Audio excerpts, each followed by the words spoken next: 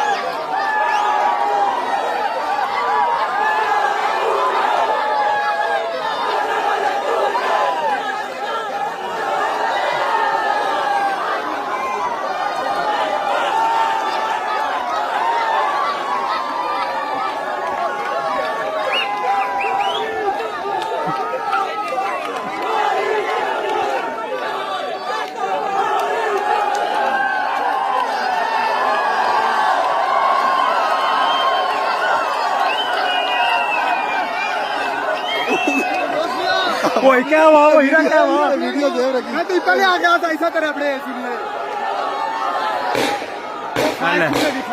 मारे जो सब करी मैडम में चढ़ी हाँ मैं कहता कटी तो मुड़ी बना फिर वीडियो कटी तो नवी बना